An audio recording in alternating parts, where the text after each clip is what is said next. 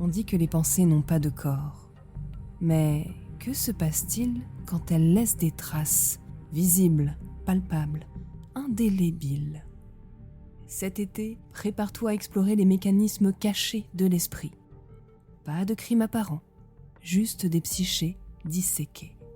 Pas de coupable évident, juste des secrets à exhumer.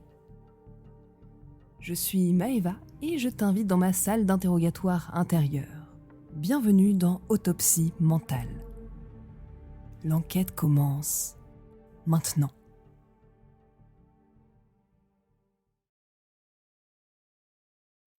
Dimanche 4 août, 6h32. Maison de famille isolée à Barbizon. La pluie tambourine sur les volets. Dans la cuisine, le café coule encore. Quelqu'un était debout très tôt, ou alors très tard. Dans le salon, Marie Delmont, 34 ans, docteur en neurosciences, est recroquevillée dans un fauteuil. Ses cheveux sont en bataille, ses yeux rougis. À côté d'elle, son téléphone affiche 23 appels manqués. Sur la table basse, un carnet de recherche ouvert, page 47, encre bleue. L'écriture de Marie, d'habitude si nette, devient tremblante vers la fin. Plusieurs pages ont été arrachées, proprement, avec soin. À côté, une photo imprimée, le groupe du jeudi soir prise par Lucas. 4 sourires radieux autour du champagne. Mais si on regarde bien les yeux, quelque chose cloche dans ce tableau parfait. On a retrouvé cet extrait audio de la conférence TEDx de jeudi dernier. Mes recherches sur l'autisme vont révolutionner la prise en charge de 700 000 personnes en France. Ça, c'était Marie, il y a 4 jours. Standing ovation, contrat en cascade, son rêve qui se réalise. Et maintenant, voici Marie. Je crois que je me suis trompée sur absolument tout. Mes recherches, c'est du vent. Je me sens vraiment comme une imposture. Mais voici ce qui va te glacer. Dans cette maison, personne n'a crié, personne n'a menacé, personne n'a dit un mot méchant. Pourtant, une brillante chercheuse s'est autodétruite en 72 heures. La police ne trouvera jamais rien ici. Pas de violence, pas de preuves, juste des conversations anodines, des gestes du quotidien, des attentions bienveillantes. Et ce carnet, dont les pages manquantes racontent peut-être une toute autre histoire.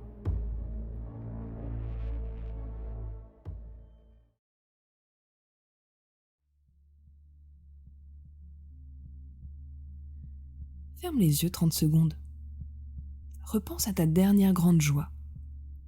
Et qui dans ton entourage a trouvé le moyen de la ternir, mais sans jamais dire un seul mot de travers? Pense à ça. Cette personne maîtrise peut-être l'art du crime parfait.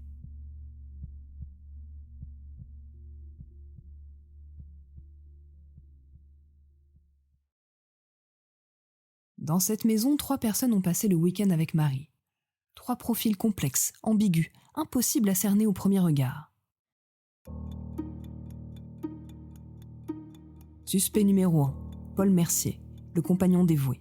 38 ans, psychologue, avec Marie depuis 5 ans. L'homme qui l'a aidé à surmonter sa phobie des présentations publiques. L'énigme, c'est grâce à lui qu'elle a pu faire cette conférence, mais c'est depuis qu'elle doute. Suspect numéro 2, Élise Fontaine. L'amie fidèle, 44 ans, ancienne collègue devenue sa plus proche confidente. La femme qui a littéralement sauvé la carrière de Marie en 2019 en la poussant à reprendre ses recherches. L'énigme, elle qui l'encourage toujours. Elle était bizarrement silencieuse ce week-end. Suspect numéro 3, Lucas Bernardi. L'ami d'enfance, 36 ans, photographe freelance, témoin de mariage de Marie. L'homme qui connaît son secret le plus profond, la mort de sa petite sœur Emma. L'énigme, il protège ce secret depuis 20 ans. Mais a-t-il vraiment gardé le silence ? 3 personnes qui aiment Marie, 3 personnes qui l'ont aidé à réussir, 3 personnes qui semblent innocentes. Alors pourquoi Marie s'est-elle autodétruite ? Et qui a vraiment arraché ces pages dans ce carnet ? Car dans les crimes psychologiques, les victimes et les bourreaux ne sont jamais ce qu'on croit.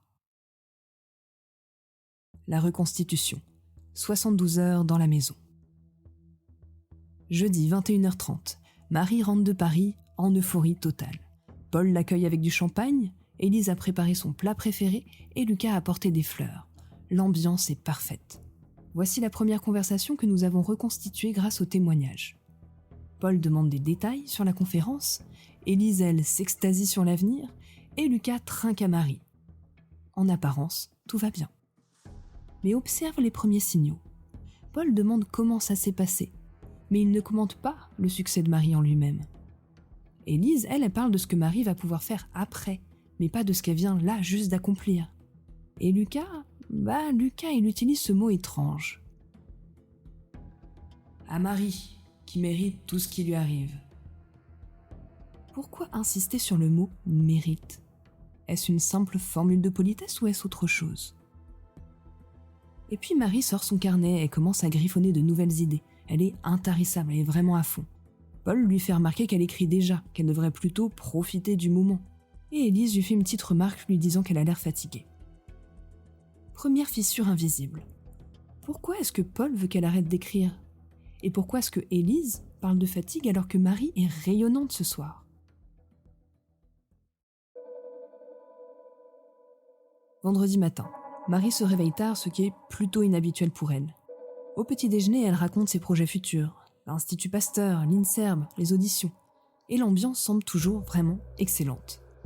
Paul la félicite, lui dit qu'elle va avoir l'embarras du choix.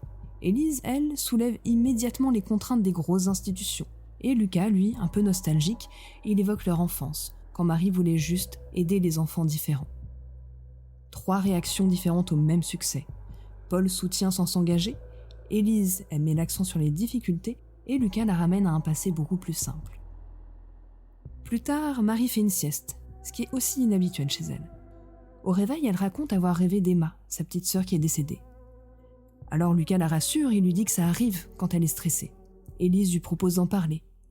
Et Paul lui lâche cette phrase. Les rêves récurrents peuvent signaler un stress post-performance, c'est classique.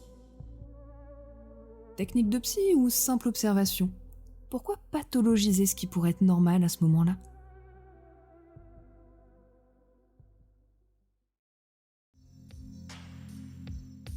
Samedi matin, Marie se lève encore plus tard. Elle n'a pas touché à son carnet depuis la veille. Au déjeuner, Paul lit le journal et mentionne une étude bidon sur l'autisme. Des chercheurs qui auraient soi-disant falsifié leurs données sur les neurones miroirs. C'est exactement le domaine de Marie. Est-ce le hasard ou un calcul ? Parce que Paul connaît ses recherches mieux que personne. Cette information tombe-t-elle vraiment du ciel ? Et là, Marie pâlit, se demande si ses propres recherches sont solides. Alors Paul la rassure, il lui dit que elle, c'est la personne la plus rigoureuse qu'il connaisse. Élise attribue ça à son perfectionniste, et Lucas lui sort cette phrase troublante. « Emma aurait été fière de toi, tu sais. » Et pourquoi évoquer Emma maintenant ? Protection ou manipulation ?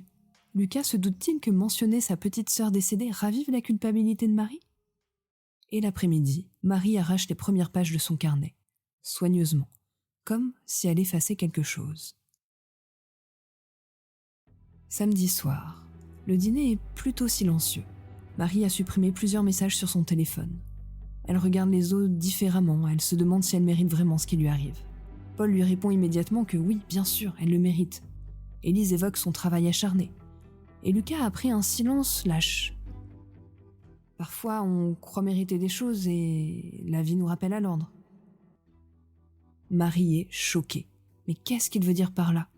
Alors Lucas se rattrape, il lui dit qu'il est fatigué et qu'il dit n'importe quoi. Et Paul, un peu heurté aussi, le reprend vivement. Ce n'est pas le moment de philosopher. Et Élise clôt la conversation. Et là, on pourrait se demander, Lucas a-t-il vraiment dit n'importe quoi ? Ou a-t-il révélé le fond de sa pensée ? Et pourquoi Paul réagit si fort ? Et pourquoi Élise coupe-t-elle court à cette conversation ? Cette nuit-là, Marie arrache d'autres pages de son carnet.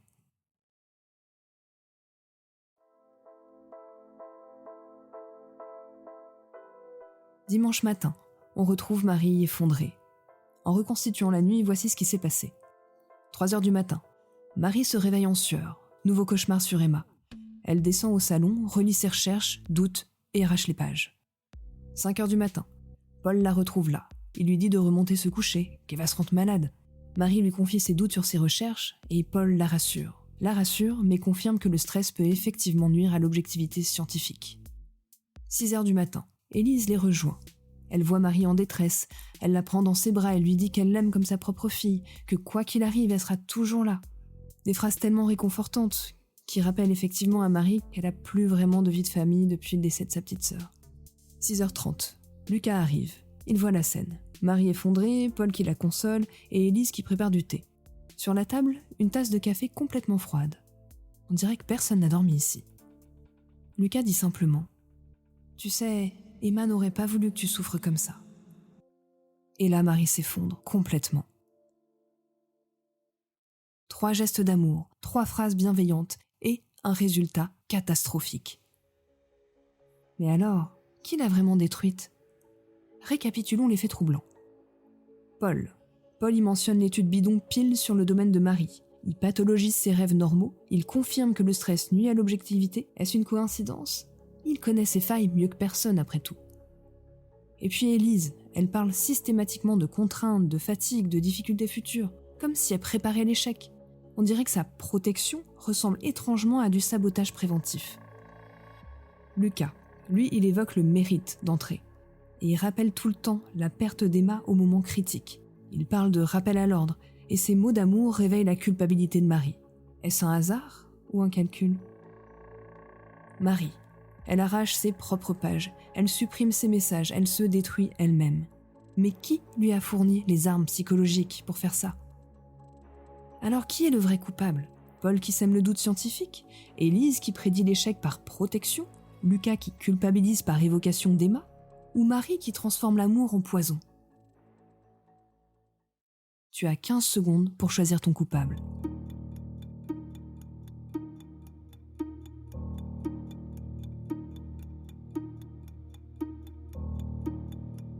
Voici la vérité qui va bouleverser ta vision de la manipulation. Il n'y a pas un coupable. Il n'y en a aucun. Et 3 à la fois. Paul n'a pas forcément mentionné l'étude bidon pour déstabiliser Marie. Il lit toujours les nouvelles scientifiques pour elle. C'est son attention quotidienne, c'est son geste d'amour pour se rapprocher d'elle. Élise ne prédit pas l'échec par sabotage. Elle s'inquiète sincèrement des changements que le succès pourrait apporter. C'est sa façon de protéger à Élise. Et Lucas, il n'évoque pas Emma pour culpabiliser Marie. Il mentionne toujours sa sœur quand Marie réussit, pour qu'elle sente que la présence de sa petite sœur est là dans ses victoires. C'est un peu un hommage constant. Voici l'arme du crime. L'amour maladroit. 3 personnes qui aiment Marie et qui, sans le savoir, disent exactement ce qu'il ne faut pas dire au moment où il ne faut pas le dire. Paul déclenche ses doutes scientifiques par ses attentions professionnelles. Élise réveille ses peurs d'échec par ses protections maternelles. Et Lucas ravive sa culpabilité de survivante par ses évocations constantes. Mais Marie, qu'est-ce qu'elle fait Marie ? Marie, elle transforme chaque geste d'amour en attaque. Elle interprète chaque protection comme une menace. Elle lit du poison dans chaque tendresse. Et pourquoi ? Parce qu'au fond, depuis le décès de sa petite sœur, Marie ne se sent pas le droit d'être heureuse. Et voici une question terrifiante. Combien de fois as-tu détruit l'amour des autres en y cherchant du poison qui peut-être n'existait même pas ? Combien de fois as-tu transformé la bienveillance en malveillance par tes propres lunettes déformantes ? Es-tu comme Marie ? Si cette révélation te dérange, c'est que tu reconnais peut-être tes propres mécanismes d'interprétation négative. Et tu es mon co-enquêteur, alors vote dans les commentaires. Qui était le plus toxique selon toi, selon ton point de vue, selon tes lunettes ? Est-ce que c'était Paul, Élise, Lucas ou Marie ? Et si tu oses l'introspection, écris lunettes si tu reconnais transformer l'amour en poison par tes propres filtres traumatiques. Et tu sais, il y a une grille secrète pour décoder ce genre d'épisode et tous les mécanismes psychologiques qui en ressortent. Et cette grille, elle est planquée où ? Dans la newsletter. À toi de voir si tu veux t'abonner pour la trouver. Tu trouveras le lien dans la description de l'épisode. Mais sache que je décline toute responsabilité en cas de prise de conscience aiguë. Car notre prochaine enquête va explorer quelque chose d'encore plus dérangeant. La manipulation héroïque consciente. Dans l'épisode 2, nous partons dans une mission humanitaire au Tchad, auprès d'un docteur qui sauve des enfants depuis 20 ans. Un héros intouchable, en apparence. Et contrairement à notre affaire de famille, cette fois, le prédateur sait exactement ce qu'il fait. L'enquête continue, et la prochaine fois tu vas découvrir que l'héroïsme peut masquer le mal absolu. C'était Autopsie mentale pour voir clair dans nos propres ténèbres.